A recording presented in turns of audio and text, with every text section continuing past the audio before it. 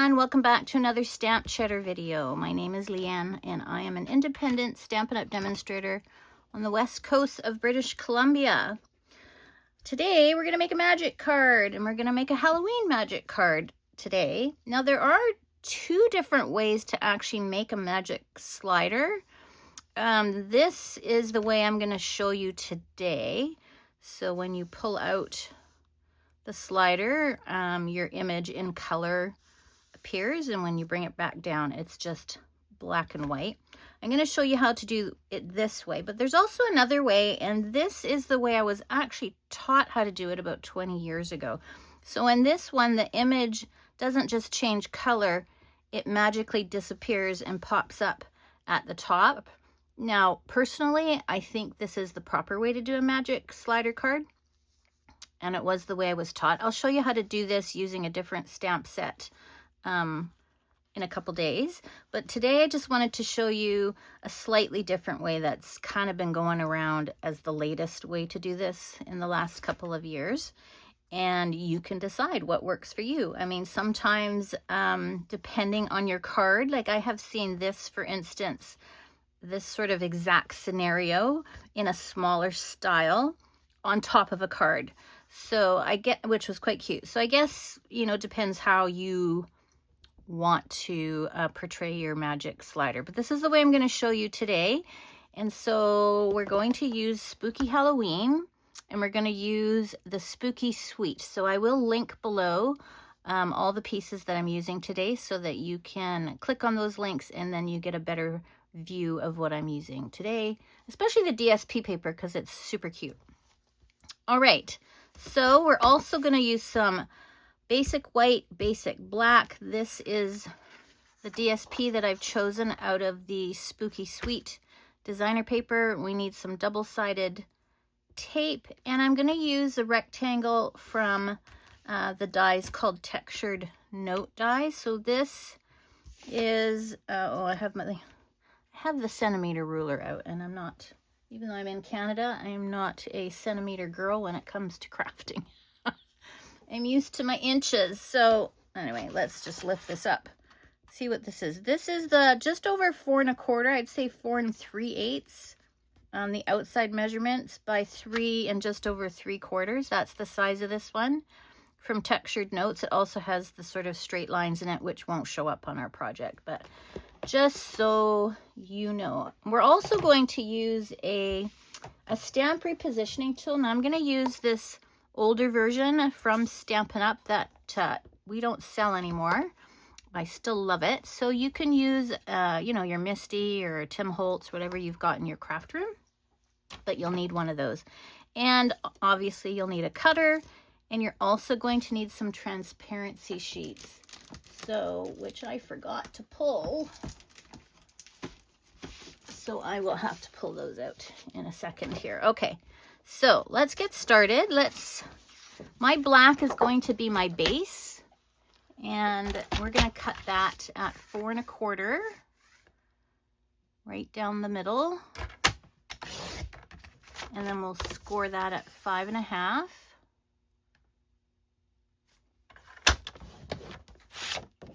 I'll just fold that over. And then I'm going to cut 2 pieces of basic white that are 3 1/2 by 5. 2 pieces. 3 1/2 by 5. At the end of the day, if you want to make this piece, because you're not actually going to see it, a little bigger, you can. If you want to do that, doesn't matter to me. You'll see why in a minute. When you start playing with it, you might change your mind on that. Okay, so I'm going to bring in some transparency sheets. Let me see if that one is big enough.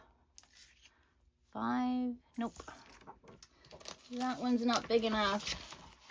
Sorry, I should have had this cut earlier, but all right, let's bring in this piece. That should do it. So I'm going to go 3 1/2.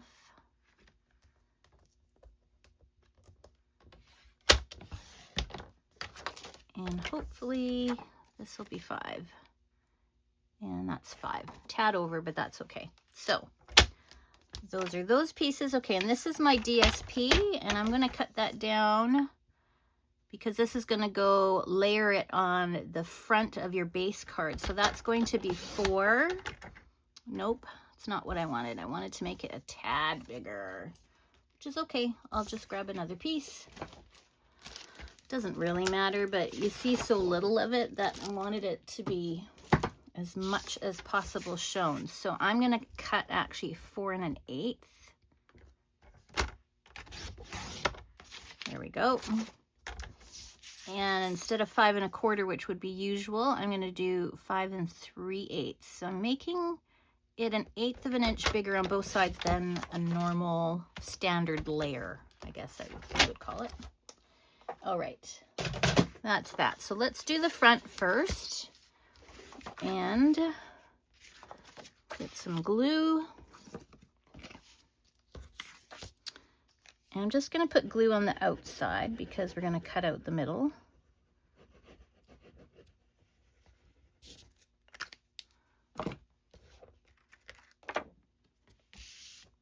And we will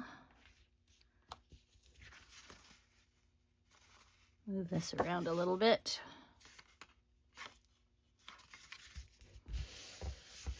Okay, so that is our front. And then we're going to bring in this rectangle die. I'm just guessing what this looks like. And maybe with my fingers seeing if I have an even amount around there. I think that's okay if it's bit off. It's not the end of the world. So let's take this to the machine and cut this out. Okay, so we have that cut out. This is our base, card base. I'm just going to take my bone folder and give that a good crease so that stays down. And now I've got this little spare piece. There's probably a little bit of glue in there, so probably went over a little bit. Yep, but that's okay. We'll use that for another project. All right, so let's bring in these 2 pieces. I'm going to put this base aside for a second. So here is my transparency, and I have 2 pieces of white. One is going to remain blank, so I'll put that aside for now. I'm going to take 1 white and 1 transparency, and I'm going to bring in my stamp positioner. And I've already put my images where I want them to be, just to save time with this video. And I'm going to take my basic white, make sure everything's tucked in the corner nicely. I'm just going to take tuxedo black here. I didn't clean these stamped images. And hope this will turn out, but if it doesn't, I'll just turn the cardstock over. Do it again. Yeah, because I had stays on there. I should have cleaned it. That's okay. That's what the repositioner is for. You do it several times. And we'll do it one more time.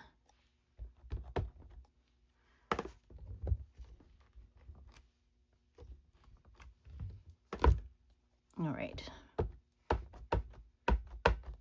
I'm running out of ink, which could be there we go. Okay, so I'm going to leave that in there for a second. It will dry pretty quick. Bring in my transparency sheet and then put that back on. I am going to clean this with, where's my cleaner? I will spray this with some Stampin' Mist because I've made a bit of a mess.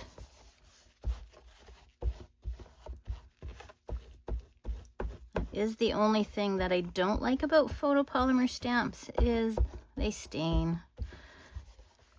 I mean, you can still use them, obviously. It doesn't affect the stamped image, but they don't look pretty, do they? Okay. Red is the worst, I think, black and red for stamping on photopolymer. But anyway, we're going to get a great image. So bring in my StazOn, and you're going to need StazOn to stamp onto the plastic transparency sheet or it won't work. So we will stick that down. It's going to be sticky. Just like that. I am going to pull this off a bit to see how well it went. And then I'm going to do it again. I did re-ink. I don't have a whole lot of re-inking juice left for this StazOn, so hopefully we'll get a good impression. It's these dark spots that I want to get. But at the end of the day, you're not going to really see it. It's not going to be the end of the world. Okay, that's not bad. So I'm going to let that dry. Take this out. Put this away. I'm going to bring in my markers and we're going to quickly color. Let me close some of this stuff so I don't accidentally get my fingers in it. Okay, let's do a little bit of coloring.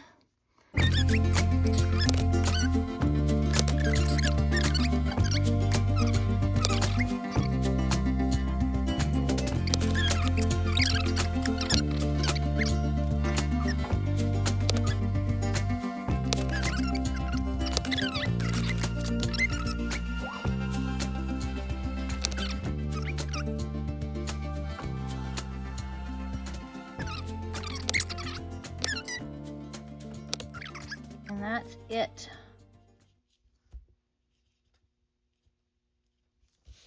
Perfect. Okay, so just adding a little bit of color to that. Let's bring in all of our pieces here. That's the blank piece, so it's going to go in last. So what we want to do is we're going to glue this down. I'm going to close this because I want to make sure that it's center. Okay. So that seems to be about right. I'll bring in some glue.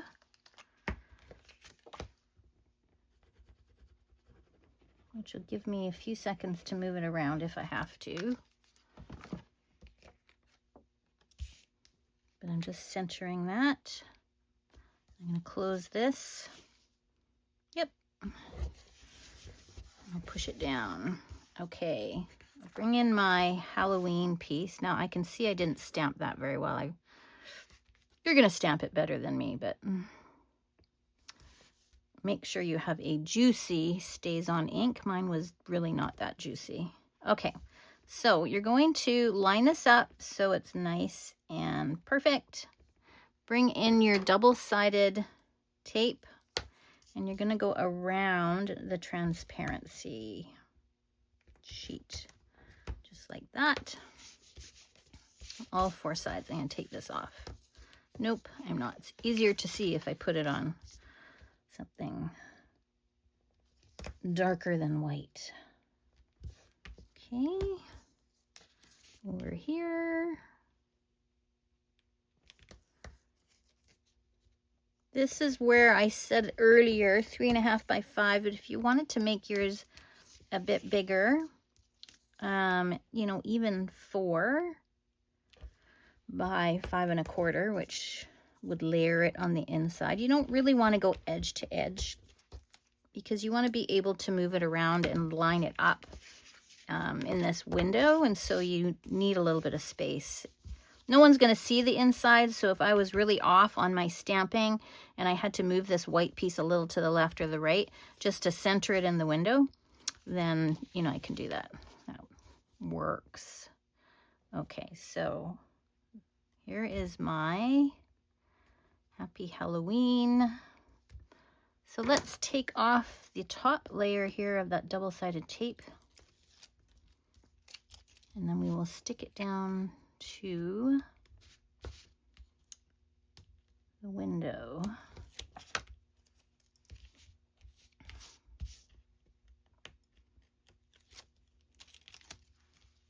One more. I again, this is not the method that I originally was taught how to do this one. So I find this interesting. I'm not sure if this is easier or not. You can be the judge. They're both about the same, I think, but okay, so you want to line that up really well so it looks like one, and then fold your top piece over and just stick it down. Okay, so now you have your white colored piece stuck on the inside and your transparency piece that is stuck on the top of your card. Okay, so it looks like this. Now what you're going to do is you're going to take a pencil, and I'm going to draw a little mark that's just outside of this corner of the white. And I'm going to cut a slit. I'm just going to do this with my X-Acto knife. You can do it on your cutter if you want. And for me to do that, I have to go out of camera for a sec because my cutting board is to the right here. So bring my ruler. So sorry. I'll be back in the image in a second. Just gonna cut this.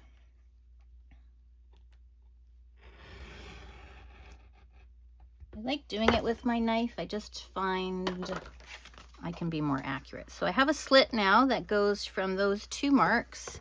I'm going to bring in that blank piece, and I should be able to stick it in here. And if you can't, just cut it a little bit. So you see I didn't do a very good job stamping, but you're going to do a better job than me. And then when we pull that up, ta-da, we've got some magic. All right, so a couple things I want to do. I'm going to add some of these cutouts, again, from the DSP suite. So I'll put a little glue down here.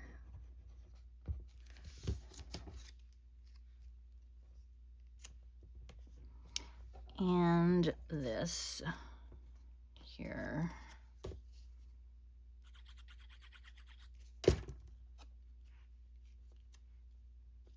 Just to give it a little more visual interest on the outside. All right, now I'm gonna need a pull tab with this. So what I'm gonna do is I'm gonna steal. I'm gonna just steal it from this other card that I did. All right, so this is a die, a tag die that comes with your Spooky Suite, and I just cut it out and folded it in half. It looks exactly the same on the other side, but as you can see, I've cut some of it off because I don't want it to show in the window. So you're going to make sure that your piece that you're doing for the inside fits before you glue everything down. So this fits. So I have this bat on the top that I can use to pull up, just like that, and that'll be my card. So once I'm comfortable with that, I will take this out and I will put some double-sided tape on these 3 edges. So you want to make sure everything works before you do this, because there's no going back after this step. All right, it's 1, 2, and 3. Oh, that's not. Okay, one more.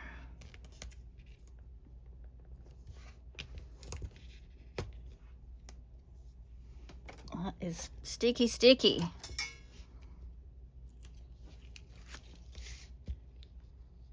And that is the last step. Okay, and then you're just gonna close it, never to be opened again.